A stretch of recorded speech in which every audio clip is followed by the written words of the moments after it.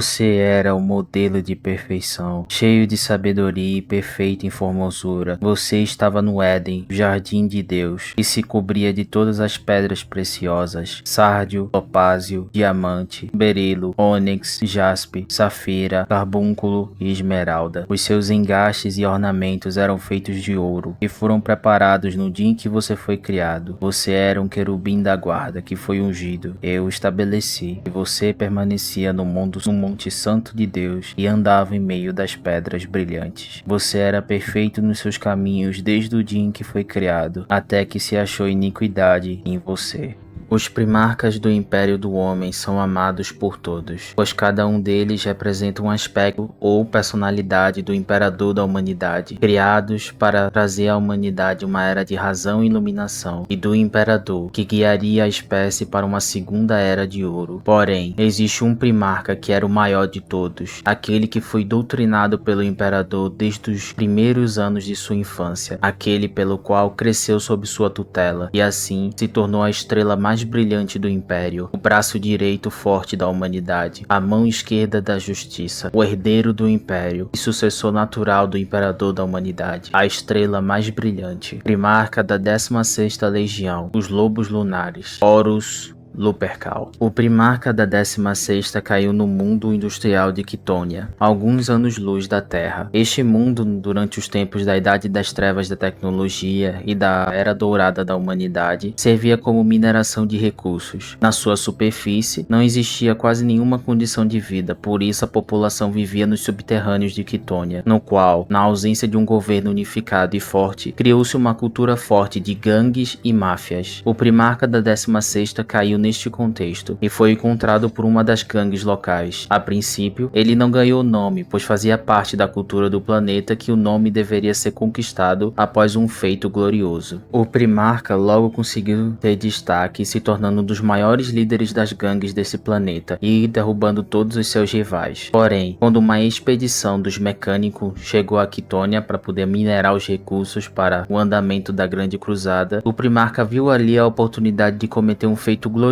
e assim recebeu seu nome. Desta maneira, ele atacou a expedição dos mecânicos e voltou para seu pai, reclamando que agora que ele cometeu um ato glorioso, ele poderia receber o seu nome. Porém, o seu pai o repreendeu, pois afirmava que ele denunciou sua localização para os mecânicos, que eles viriam rapidamente em busca de vingança, e assim destruiriam toda a estrutura que eles lutaram tanto para conquistar. Logo, as palavras de seu pai se mostraram verdadeiras, porque a expedição da Terra realmente foi até o lugar onde a gangue de Horus habitava, e, como uma ação rápida, eles procuraram minerais no subterrâneo para encontrar eles, e assim mataram todos os membros da família adotiva de Horus. Seu pai, antes de morrer, pediu para ele o matar, para que assim ele conquistasse o seu nome, e quando o primarca o fez, ele então conseguiu ganhar conhecimento sobre tudo o que sabia antes, mas antes estava oculto para ele, ou seja, seu nome, sua forma, sua natureza, de onde ele veio e suas origens. E quando os mecânicos finalmente encontraram o lugar onde a família de Horus estava, estes encontraram o primarca crescido, totalmente poderoso, o qual já se chamou de Horus. Horus rapidamente foi levado de volta à Terra, sendo este o primeiro primarca a ser redescoberto pelo Imperador, ainda nos anos iniciais da Grande Cruzada. Por ter sido o primeiro a ser redescoberto, Horus aprendeu diretamente do Imperador tudo o que ele precisava saber sobre este novo Império do Homem: táticas militares, filosofia, política, economia, gestão, tudo o que ele precisava para embarcar como seu papel como general da Grande Cruzada, e também foi lhe dado o comando de sua legião, a 16ª Legião, que na época já eram chamados de os Lobos Lunares. Por ter sido o primeiro primarca a ser reencontrado, Horus desenvolveu um forte laço para com seu pai, e por ter aprendido do Imperador em pessoa, e por muito tempo ele ter sido o único primarca a ser descoberto, os dois desenvolveram um forte laço de amizade e respeito. Horus, com o passar do tempo, se tornou o mais poderoso dos primarcas, pois com a tutela do Imperador e seu desenvolvimento rápido, pois era dito que Horus possuía um gênio tático brilhante, sabendo exatamente quais tropas utilizar, sabendo exatamente quando demonstrar misericórdia e quando ser implacável, como colocar cada tropa em seu devido lugar, e ele entendia o valor de cada uma delas, desde até o mero mortal com a sua arma laser, até uma das mais poderosas das legiões dos Space Marines. E assim Horus cresceu e floresceu como o martelo do Império ao lado de de seu pai. À medida que os primarcas iam sendo reencontrados e introduzidos na Grande Cruzada, todos acabaram amando Horus ou o respeitando pela sua forma como ele fazia a guerra, pois era dito que o seu carisma era inigualável diante de seus irmãos, pois ele tinha um profundo conhecimento sobre pessoas e a gestão de pessoas, sobre o que motivava elas a agirem e também o que motivava elas a desistirem. Era dito que o primarca tratava mortais tão bem quanto tratava seus exércitos, e assim ele passou a ser amado tanto pelos Astartes quanto pelos servos mortais do imperador, pois com seu carisma inigualável, ele sabia muito bem como manipular as pessoas e convencer elas a fazer o que ele queria. Ele sabia o que motivava elas, bem como suas forças emocionais e fraquezas, e assim ele cresceu para ser um gênio tático brilhante, tanto que o imperador deixava os comandos dos exércitos da Grande Cruzada nas mãos de Horus para que ele pudesse se reunir com seus filhos perdidos, e Horus muitas vezes tutelava os seus irmãos perdidos, para que assim estes fossem introduzidos ao Império como ele foi. Ele era a estrela mais brilhante, pois sob os comandos do Lupercal, os inimigos da humanidade tremiam, pois Horus sabia muito bem como combinar as forças das legiões. Com seu gênio tático inigualável, ele sabia combinar, por exemplo, a força da sua legião, que era especializada em ataques relâmpagos rápidos, principalmente à noite, quando o inimigo não esperava, com a força de outras legiões como a Guarda da Morte com a sua resistência, ou com a legião dos Anjos de Sangue, do seu irmão primarca Sanguíneos, que era especializada em ataques atrás das linhas inimigas.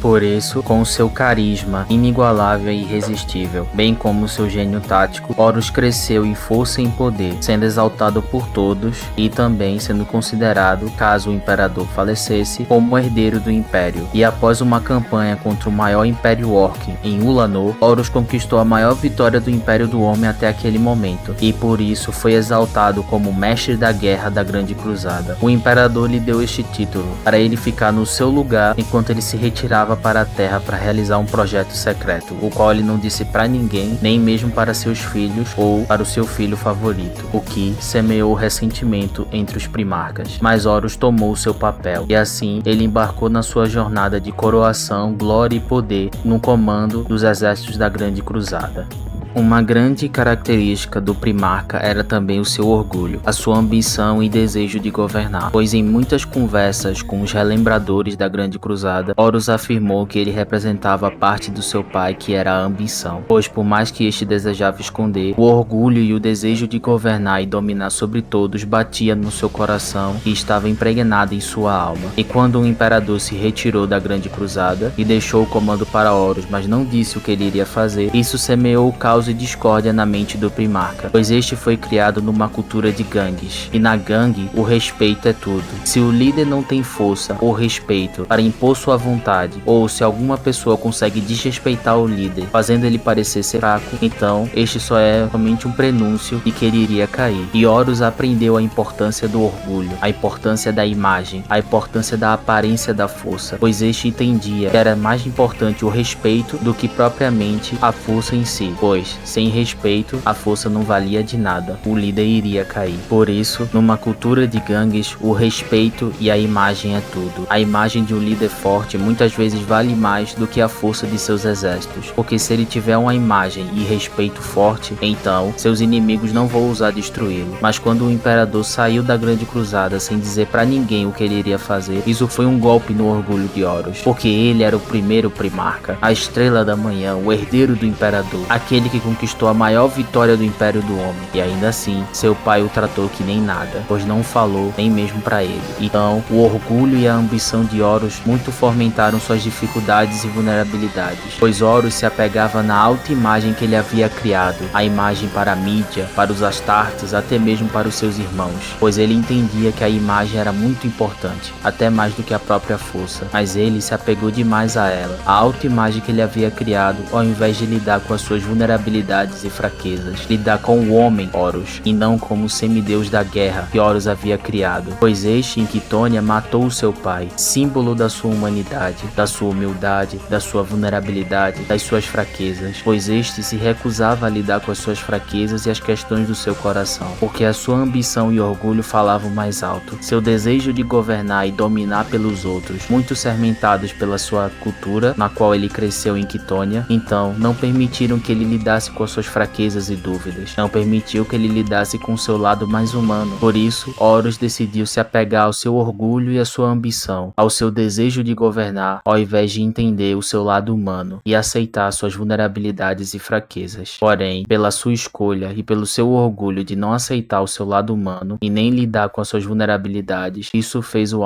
alvo perfeito para a escuridão que logo ameaçava engolir a galáxia.